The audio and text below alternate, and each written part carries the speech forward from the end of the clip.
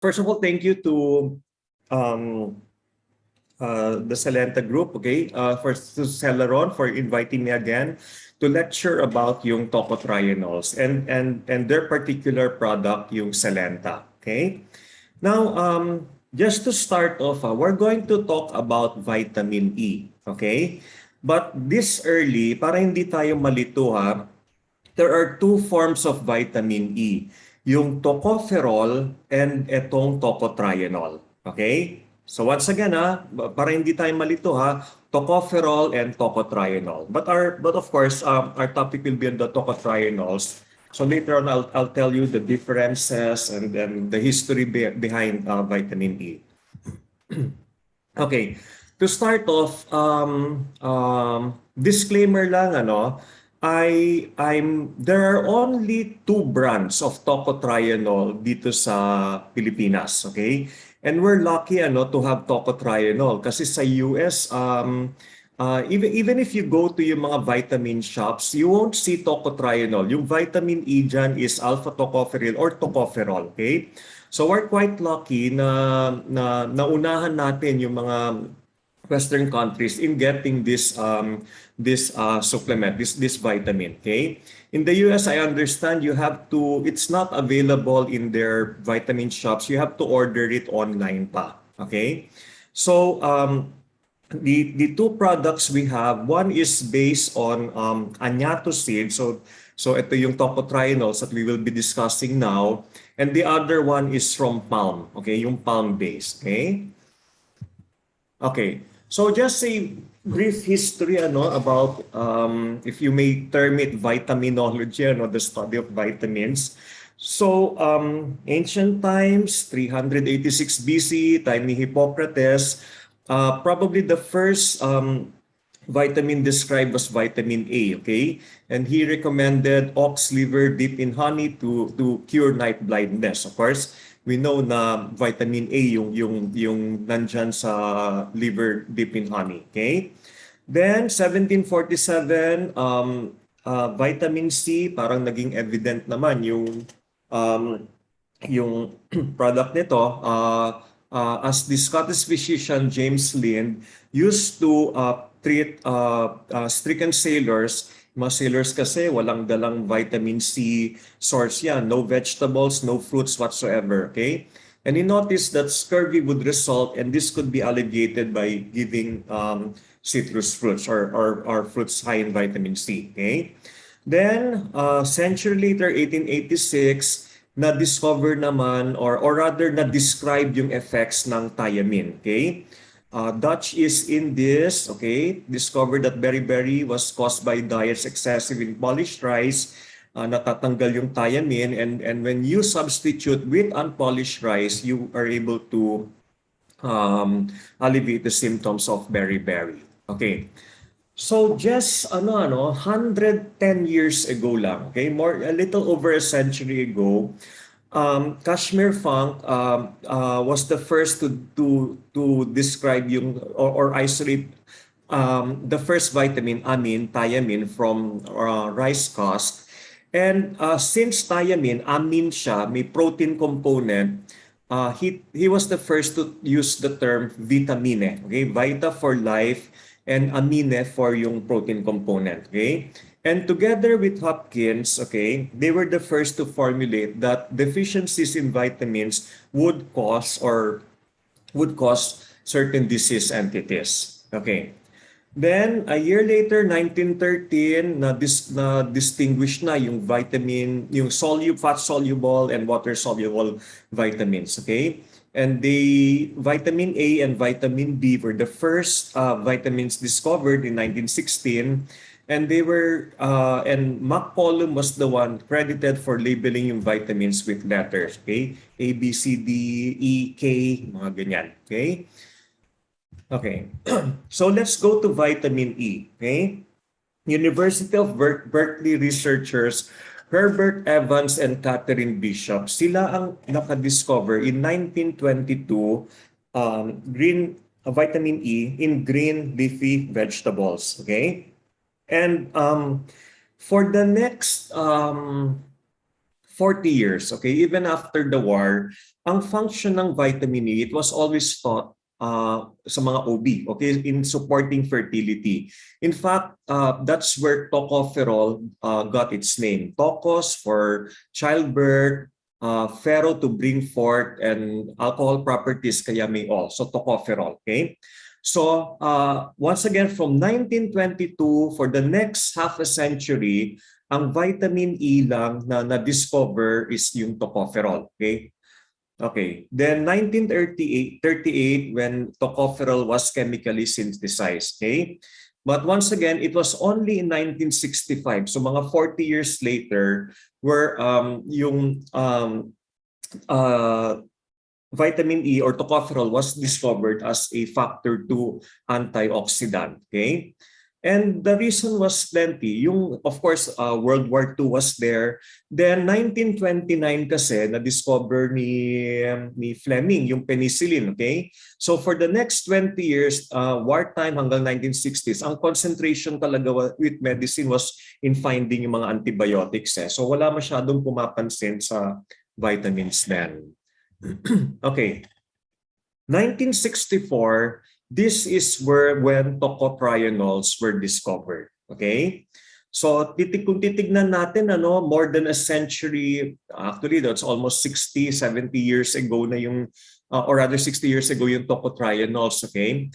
But the activity or the effects or the human effects or the medical properties of tocotrienols have just been studied for the past 20 years, okay? So na-mention kanina, 1995 ako nag-graduate ng medicine, okay? So when I graduated medicine, wala, tocotrienols were unknown pa noon, okay? I mean, hindi pa, we knew it existed, but yung medical benefits, wala pa, okay? It's only been in the mga 2005 to 2010 that a lot of the properties, anti-cholesterol, anti-cancer activities were discovered, okay? So 1995 ako, I'm sure a lot of you are a lot older than me, so baka talagang it's your first time to hear about yung tocotrienols. Okay. So ano ba ang difference? So let's go first to konting biochem, So you hear, this is the tocopherol molecule. So you call this, itong mga rings, kala ko nga benzene. No, these are called chroman rings, okay? And it has, tocopherol has a long chain. You call this a phytyl chain, okay? Ang organic chemistry pa ata to okay? So it has a longer chain.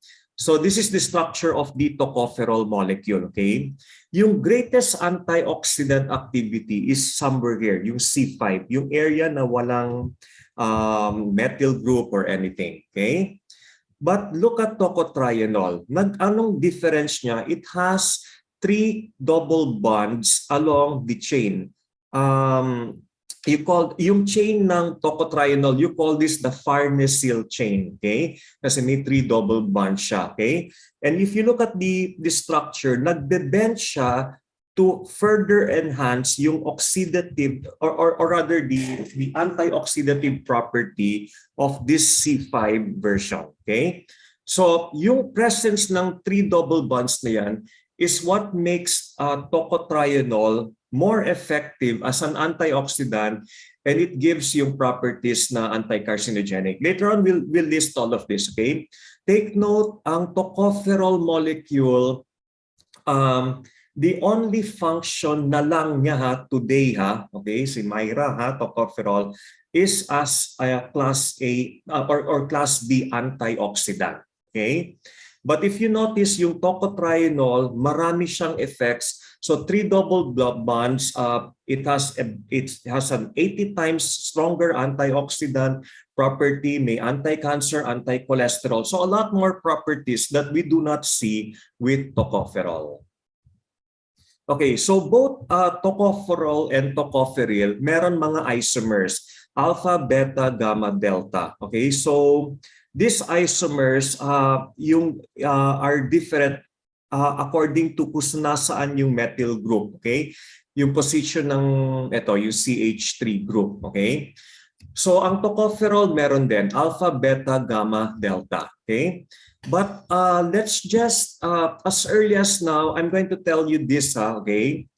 Yung gamma and delta tocotrienols, we'll be talking about this a lot, okay? This has the strongest, tatlo, anti-inflammatory, antioxidative, and anti-cancer properties. Okay, tatlo yan Anti okay, so once again, anti-inflammatory, antioxidative, and anti-cancer properties. Yung beta, wala masyadong function ito. The alpha tocotrienol naman has two major functions, okay? Yung anti-cholesterol, okay? And yung sa dementia, okay? Yung neuroprotection niya, okay?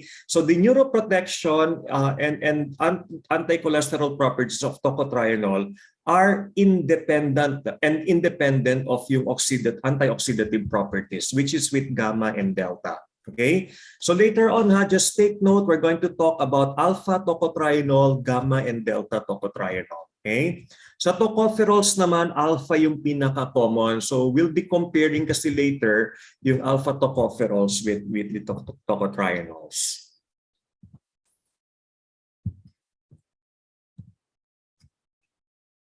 Okay. Okay, so let's go back to the older vitamin E, yung tocopherol, okay? So tocopherols are found in yung in plant tissue of yung mga dicots, okay?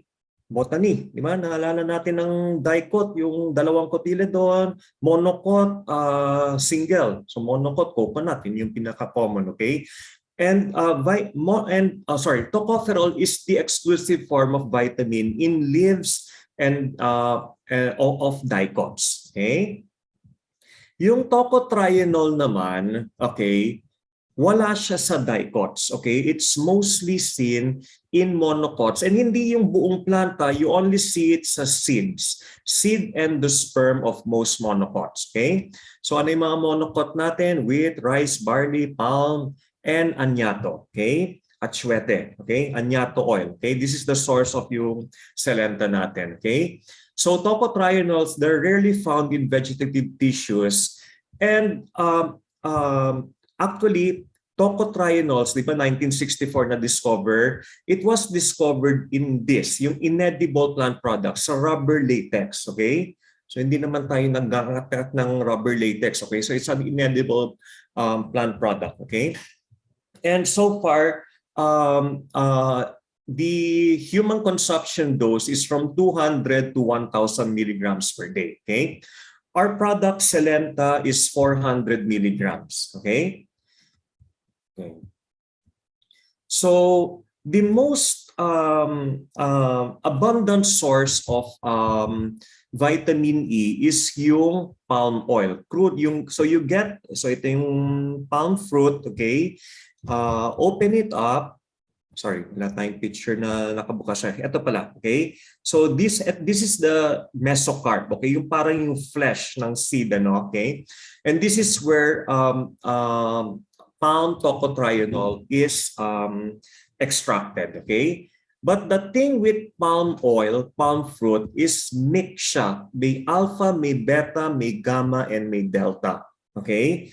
And later on, we will see the significance bakit hindi natin masyadong gusto ang mixed tocotrienols. Okay? So, yung gamma and delta tocotrienol alpha, okay? So, we have this all here. Okay? And crude palm oil, by the way, hindi siya pure tocotrienol. Okay? It's only about 70%. Yung 30% is tocopherol. Okay? So once again, very important, palm oil, which is the most abundant source of tocotrienol, is not pure tocotrienol. It's 30% tocopherol and 70% tocotrienol. Okay. Yung product naman natin, okay, is Selenta, which is from palm fruit annatto seeds. Okay? So annatto seeds, ito yung source natin. And The good thing with annatto seeds, it's 99.9% tocotrienol. It's almost devoid of tocopherol. So wala siyang tocopherol, okay? And it's also mixed tocotrienol, but majority is yung gamma and delta, okay? Okay, so these are the other sources of tocotrienol, okay? Kasama yung poppy seed oil dyan, mais. Okay, so if you look, all of these are monocots, okay? By the time this illustration was done, wala pang values for red annatto, okay? But you could see that as mentioned earlier, palm oil was the most abundant source, okay, of tocotrienols. Okay, so palm oil, once again, it's not pure tocotrienol, may 30% siya. And it's really hard to extract, okay? So yung other brand of tocotrienol is a lot more expensive, and the expense is actually because it's so hard, it's so napaka-konti nang na-extract, okay? So 500 milligrams of tocotrienol from 1,000 kilograms of palm oil, okay? We tried to recalculate this. Ang lumalabas, for every 20 liters of palm oil, we only get 50 milligrams of tocotrienol, okay? Eh, yung standard dose nila is 200 milligrams. So you get that from 80 liters of palm oil, okay? So ang dami nun, okay? So that's one reason kaya even if palm oil is the most abundant source, medyo expensive kasi you only have such a small amount that you can extract from palm oil. Okay, now, palm yan. Marami sa Malaysia, sa Indonesia, okay? Eh dito sa Pilipinas, marami tayong coconuts, okay? Hindi ba tayo pwede palm tsaka coconut, parang same family, di ba? Okay? So, that's a good question. Ask to me, what about yung tocotrienol content ng coconut? And you see from this graph, unfortunately, coconut oil is almost devoid of both tocopherol and tocotrienol, okay? So coconut oil, may ibang advantages yan, but not yung as a source of vitamin E. Okay. So a while ago I was mentioning yung mix vitamin E, yung having both tocopherol and tocotrienol. So may disadvantage yun, okay? The isomers, there's only one. There are specific transporting mechanisms for the tocotrienols or all those isomers, and nagko-compete sila, okay? And it is well established na tocotrienol, as much as possible, for you to extract or to maximize yung benefit niya, it has to be in the absence of tocopherol. Okay? So kanina I mentioned ang palm oil has 30% tocopherol, ito siya 25 to 75%, and 75% tocotrienol. While ang annatto oil naman is almost pure tocotrienol. Okay? Then there was you won't believe this pero there had already been 3 international congress on tocotrienols alone. Okay? I wasn't aware of this. Yung last was in 2016. They started doing yung mga tocotrienol conferences 2006, okay?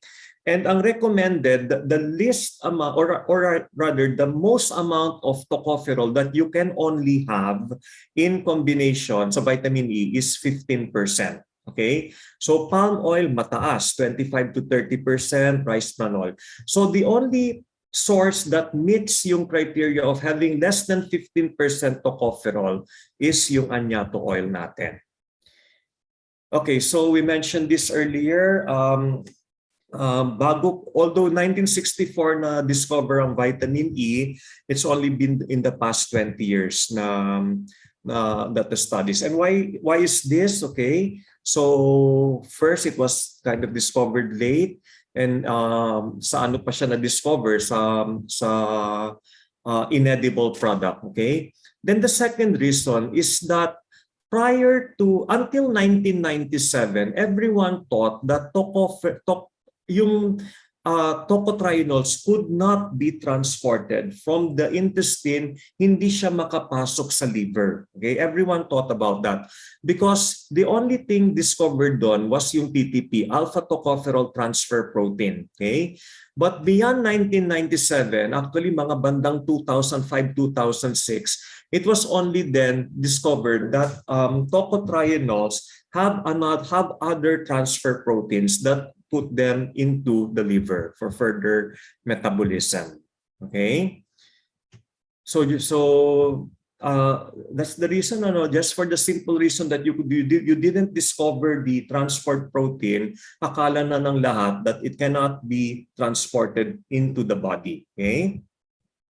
Okay, so we know even yung tocopherol, yung ating Myra na paborito ng mga artista, we know it as an antioxidant. So once again, we know we have free radicals, yung mga oxygen, certain oxygen products, okay, which are detrimental, yung mga free radicals. And the role of the antioxidant is to capture that unpaired electron, okay? Now, I hope, I'm not sure if any one of you are familiar with yung ORAC values.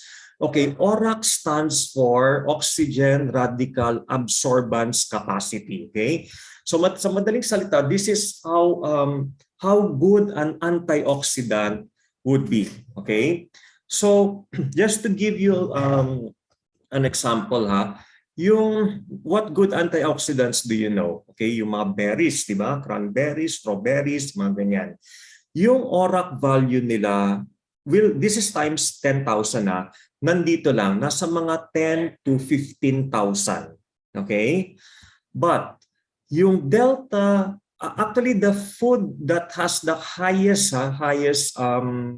ORAC values is unsweetened cacao. Nasa mga 28,000. So it's somewhere here. Okay? But yung delta and gamma, they have the highest ORAC values. Okay?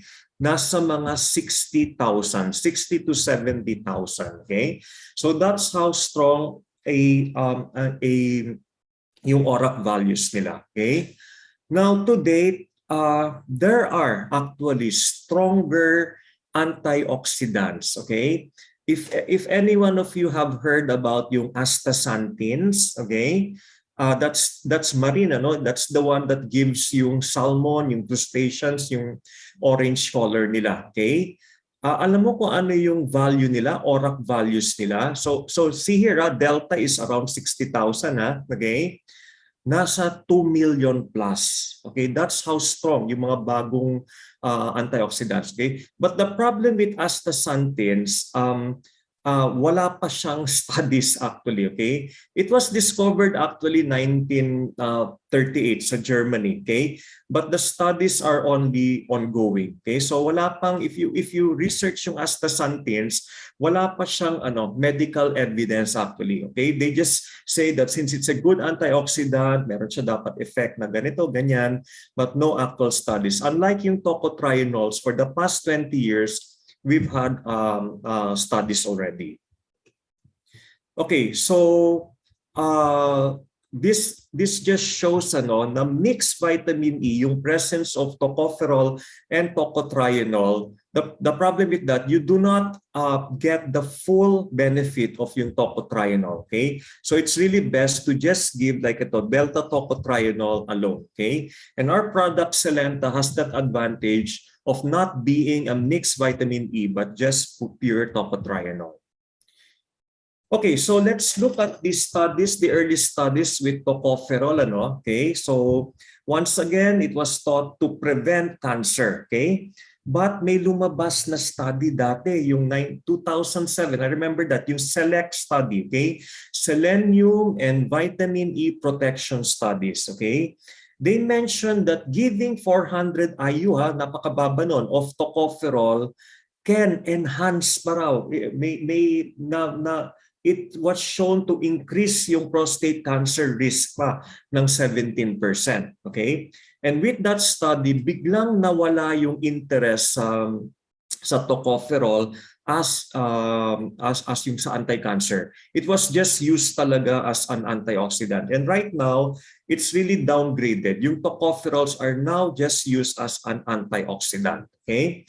But of course, not with the tocotrienols. Okay? So, meron pang isang study, yung Suvimax, okay, French study, that showed that prostate cancer may have benefited with 30 milligrams of vitamin E, but it couldn't be proven kung it was really due to the vitamin or some other micronutrient. Okay, then heart outcome hope study, this was mga 2012. It showed that there was no so 2007 yung select study, ano. 2012, the conclusion arose that there was no general protective effect of alpha tocopherol for prostate cancer prevention. Okay? So once again, we're dealing with yung tocopherol, ha? Ito yung old vitamin E. Okay, so let's go back to tocotrienols. It's distributed blood, skin, liver, cardiac muscles. Okay? And yung pathway niya, okay, you take it in through, of course, small intestine, then mai-incorporate siya sa chylomicrons.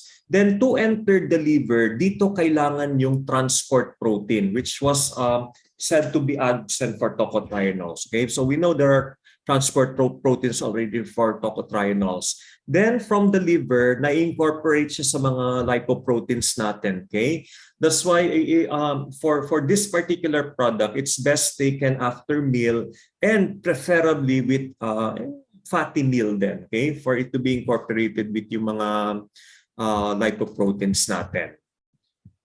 Okay, so let's go to the effects, the clinical effects of this product. Okay, if you see meron left and right, ano, the ones on your right, yung tumor suppression, cardiovascular, thrombus, neurologic disease, ito yung may concrete human studies na. Okay?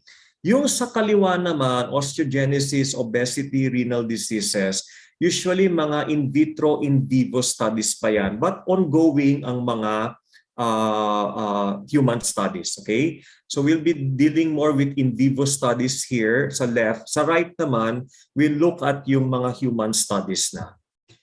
Okay, so cardioprotection. I believe PCP members, so lahat mga IM colleagues natin ng audience. Okay, so cardiac complications could be improved with tocotrienols, and it's because of yung antioxidative effect and yung ability to suppress inflammation. So again, that's because of the the delta and the gamma, and by inhibiting yung HMG-CoA reductase, which is of course the role that our statins have, yung anti-cholesterol effect niya. Okay, and in addition, it reduces the expression of yung mga addition molecules, monocyte endothelial cell adhesions. Okay, so more or less cardiovascular, you have structural, functional, but the indirect changes of tocotrienols are most evident with cardiovascular effects. Okay, so decreased cholesterol production, triglycerides,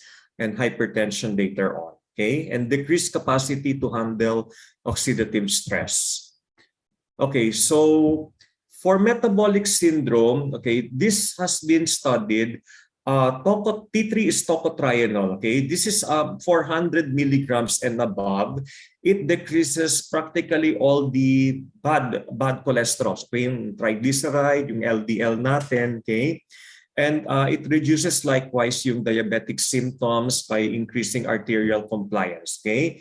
So in general, the gamma delta tocotrienols decreases yung bad lipids natin while increasing yung HDL. Okay? So concrete studies done 2013 and 2014. Okay? 60 patients given 2 months of anyato, okay, tocotrienol, mababa lang, 75 milligrams per day. And they measured after 2 months yung cholesterol levels. It dropped by 13%, LDL by 9 to 15%. Okay? Malaki ang 9 to 15%. Okay? I was just listening to a lecture na ang ano pala, For example, a typical statin like atorvastatin. Kunwari, 10 milligrams ang binibigay mo. If you double the dose, like 20 milligrams, you know how much benefit only yung in decreasing LDL? 6% lang. Okay? So 9 to 15%. So adding tocotrienols to our statins is like better pa than doubling a statin dose. Okay? So it dropped by LDL dropped by 9 to 15%, HDL increased 47%, and triglycerides likewise dropped by 20 to 30%. Okay, 2015 study, Bristol Myers Squibb. Okay, higher dose 100 milligrams of anyato, 4-week lang, 1-month supplementation. Okay, cholesterol reduction 15 to 22%, and LDL by 10 to 20% again. Okay, aside from cardioprotection, one of the earliest studies with the use of tocotrienol was with yung liver disease, particularly yung non-alcoholic fatty liver disease. Okay, and these patients were given 400 milligrams of tocotrienol for 1 whole year. Okay, and what did we see? Nag-normalize yung hepatic echogenic response nila, okay? And the NAFLD grade sa ultrasound did not worsen further, okay?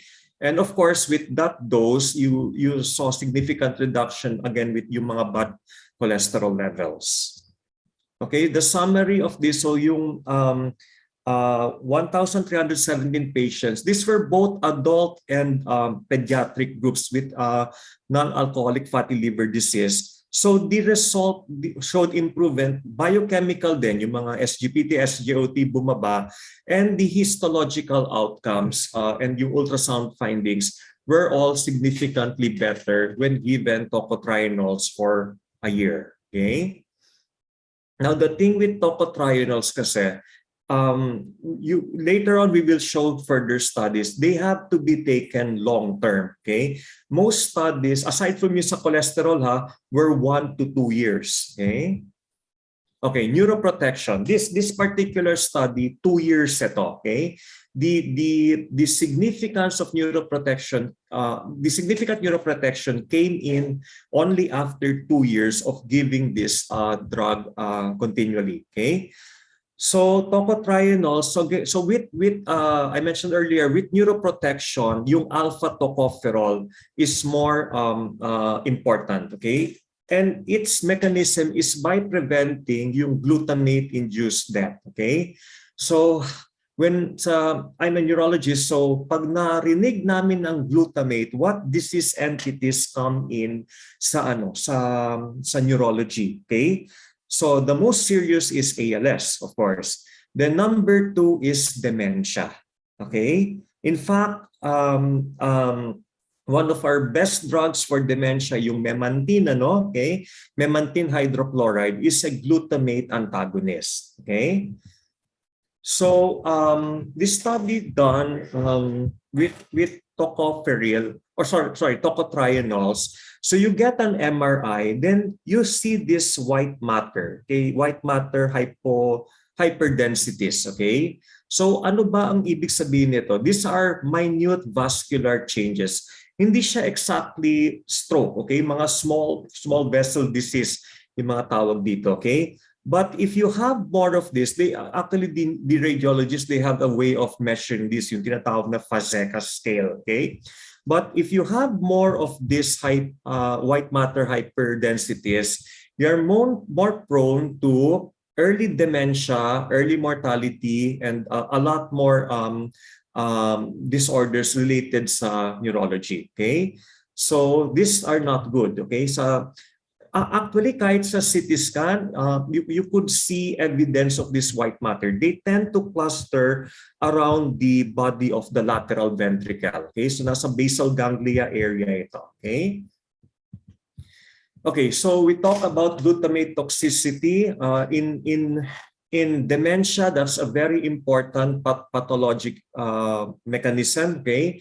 Excitotoxicity, na sobrahan sa sarap, oxytocin, too much oxygen is not too good then, okay? And once again, alpha-tocotrienol is more potent, and aside from its effect on glutamate, other pathways involved yung CRC, so yung mga younger colleagues natin, ano, kasi 12-like oxygenase, mga bagong mechanisms na to with inflammation. Okay, so one of the largest ongoing tocotrienol study sa EU, they've shown that in mild cognitive impairment, ito yung before ka magka-dementia, Alzheimer's dementia, okay? You see 92% and Alzheimer's disease 94% decrease in your vitamin E, especially the tocotrienol levels, okay? Then spent or oxidized yung mga nagamit na ng vitamin E are also seen to be higher with these disorders. So MCI, yan yung prelude into developing Alzheimer's disease, okay? So this just goes to show the importance of tocotrienol in preventing yung dementia, okay? Now, as I mentioned earlier sa disclaimer, I mentioned that I also lectured dun sa palm based tocotrienol, ano, okay? And their study, if I can just mention it, was so they look at yung tocotrienol effects dun sa mga white matter hyperintensities na yan, okay? So MRI at baseline, MRI after 1 year, then MRI after 2 years, okay? Then with giving tocotrienols at 400 milligrams, so isang Selenta lang yan, ano? They showed significantly no further progression, no further increase in yung mga white matter hyperintensities na yan, okay? And later on, of course, that would correlate, the studies are still ongoing, that would correlate with diminished Alzheimer's effects, okay? Or better, or rather slowing further the progression of Alzheimer's dementia, okay? And to me, that's very significant, okay? Both my parents are suffering from dementia, okay? And to tell you honestly, we're only limited dito sa Philippines with two classes of drugs, okay?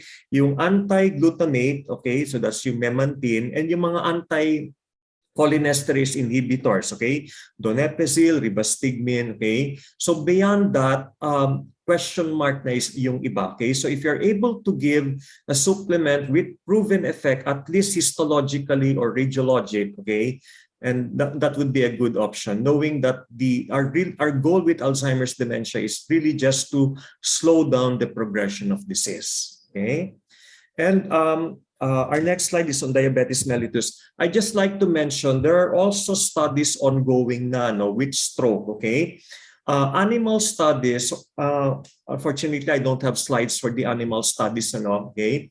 6-month study sa dogs na nagka-infarct, they've seen 40% reduction in the size of the penumbra, yung infarct size talaga after 6 months sa dogs, okay?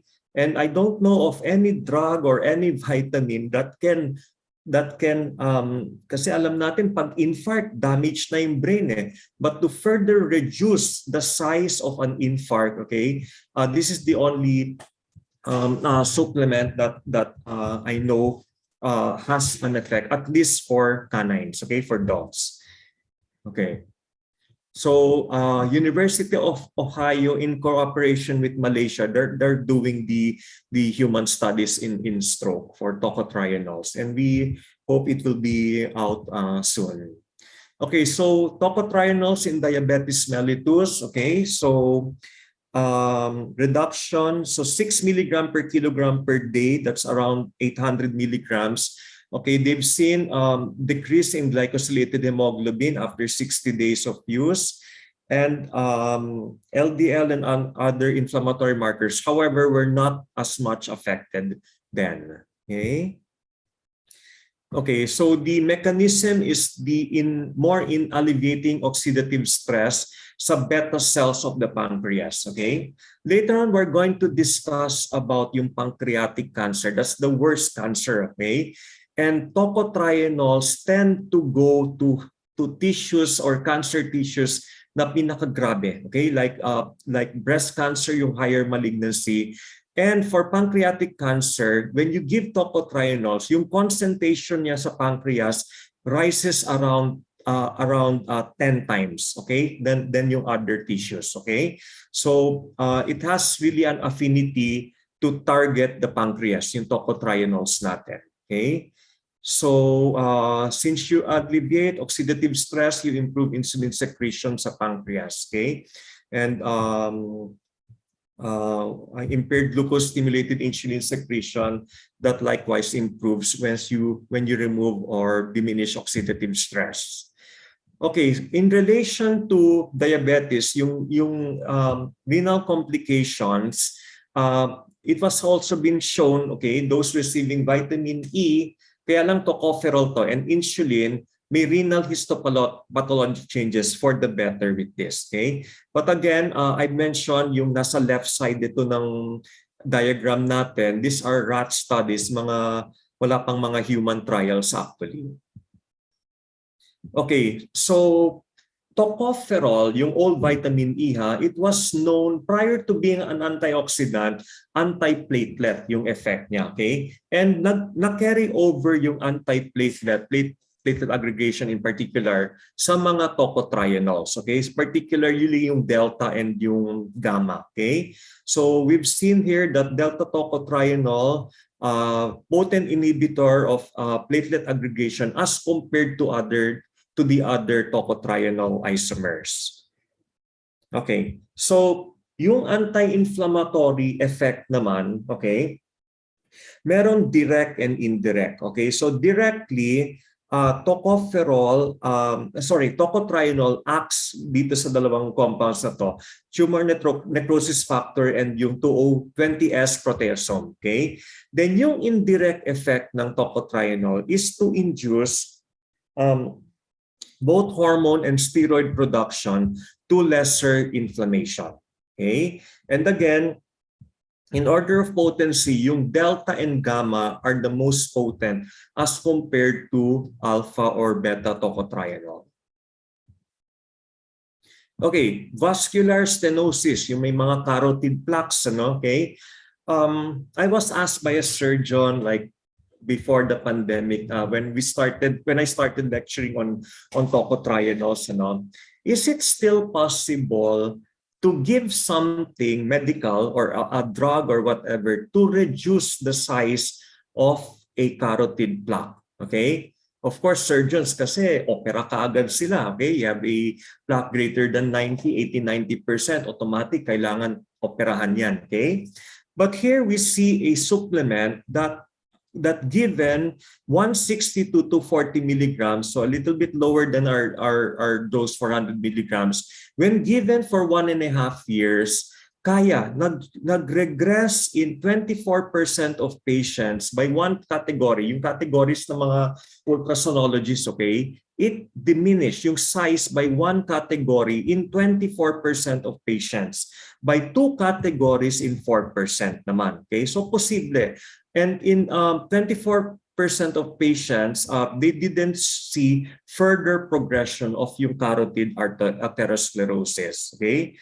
So kanina we were talking about diminishing the size of a stroke, and right now yung carotid plaques. Okay? And it looks that from these studies, kahit mga animal studies, it is possible with this new with these tocotrienols.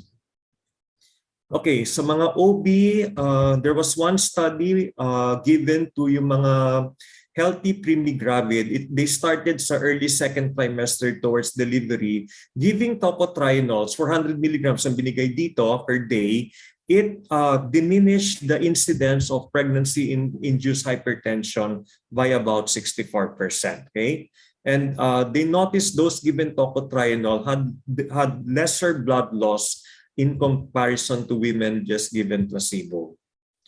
Okay, so I think as internists, ito yung mas interesting, the anti-cancer activities of tocotrienols. Okay, so this is well documented. Okay, of course we're going to talk of human studies. Okay, But the first study done, sorry, I don't have a slide for this, was with pancreatic cancer in rats. Okay, so they induced pancreatic cancer. So to make it simple, rats given, yung pinabayaan lang, okay, na mamatay, okay, in 3 months, syempre mas maiksi yung lifespan ng rat, ano, in 3 months, like 99 or rather 95% of rats are dead. Okay? Now, a standard, I'm sorry, I can't remember the anti-tumor medication given. It just improved, mga 85%. So let's just talk about yung mga nabuhay. Like 15% of rats were alive after 3 months when given a standard anti-tumor medication. Okay?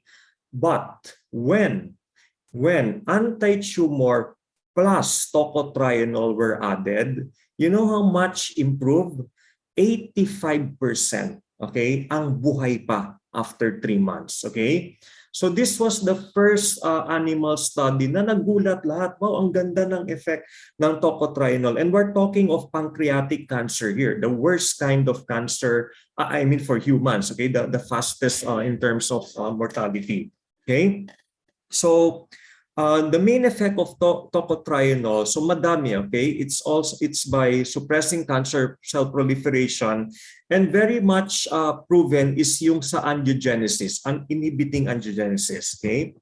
So we have a picture here, okay? Kitang-kita sa picture pa lang, ano, those given, walang binigay, those given alpha tocopherol, had a lot of new vessels, but those given yung delta and gamma tocotrienol mark inhibition of angiogenesis. Okay, so of course, if you limit yung blood supply to cancer cells, they undergo apoptosis. Okay, and the property of the tocotrienols for anti-angiogenic is dose dependent. Okay. So yung tocotrienols, we have yung standard natin 400 milligrams. They go as high as 1,200 milligrams for pancreatic cancer, okay? Sa breast cancer, if I'm not mistaken, it's around 600 milligrams, okay? Yung studies ongoing, okay? Okay, so I mentioned this earlier, tocotrienol in pancreatic cancer, 10 times higher yung concentration dun sa tumor. Okay, so this is an earlier slide. So ito yung mga earlier cancers that where tocotrienols were seen to be effective. So sarcoma, early carcinoma, and invasive mammary carcinoma. Okay, for breast cancer, once again, the dose being given is 600 to 1,000 milligrams. Inhibitory, and in combination with tamoxifen, it's synergistic. And take note here, the higher the malignancy, the more sensitivities to tocotrienols. Okay, and I think this has to do with yung anti-angiogenic effect ng tocotrienols. Okay, so prostate cancer. Okay, so kung alpha tocopherol, it worsens prostate cancer. The opposite is true for tocotrienols. When given together with radiotherapy, you see more increased efficacy in diminishing yung prostate cancer. Okay, liver cancer, colon cancer. Okay, there's a lot of studies already ongoing with colon cancer, the role of tocotrienols. And yung tocopherol, hindi naman binaliwala, no? It's also effective with only one type of cancer, which is melanoma, which is of course rare sa ating mga kayumanggi. Okay? Okay, so sa mga younger doctors dyan, I think you're the ones who know this more. Hindi ko na naabutan ng medicine nito, ano? Okay? So these are the molecular targets upregulated and some are downregulated. Okay? So other effects, bone metabolism, yung smoking can diminish yung bones natin, it destroys bones in the long term, and this can be attenuated by using tocotrienols. Okay, it can repair bone damage caused by chronic smoking. Okay, so as mentioned, tocotrienols, these are quite new, and everyone, I just suggest, okay, this is one vitamin that is making a lot of waves sa vitaminology, okay? Yung anti-cancer, antioxidative, there's a lot of ongoing studies right now, okay? If you just Google search health benefits of tocotrienols, makikita mo ang daming lalabas na studies dyan, okay? Side effects, it's almost devoid of side effects then, okay? Some may have gastric irritation, okay? But most naman do not have side effects to this, okay? So tocotrienols, this is we're lucky to have it dito sa Philippines, ano, okay? And I think every one of us, sa mga kaedad ko or even younger than us, should already be taking this particular supplement, okay? So ito I just run down ano yung other ongoing studies or neoplastic disorders. Ayan, cardiovascular, metabolic, maraming ongoing, especially yung effects sa hypercholesterolemia. Then anti-aging effect, okay? Ang alpha tocopherol nga anti-aging, 80% stronger ang tocotrienol, okay? So yung gustong magpabata or anything, okay? Ako personally, I've been using this for a number of years already. Yung naman yung buhok ko, kalbo pa rin, pero dati puti na ito, okay? No, wala, I'm not dying or anything, umitim na yung buhok ko as a result, okay? Skin diseases. By the way, tocotrienols are being used by yung mga derma rin, okay? Especially yung sa hair fall, okay? Lower supplements, 50 to 100 milligrams lang per day, okay? Pero sa akin, hindi ko alam kung bakit hindi umuubra ang tocotrienol sa hair fall, okay? Anyway, so as Benjamin Franklin said, okay, an ounce of prevention is worth a pound of cure. So we have a product here. It's a supplement by distinction, okay? It's vitamin E, the better kind of vitamin E. And please, there are a lot of researches ongoing, and please feel free to research or to study this vitamin on your own as well, okay? Thank you very much.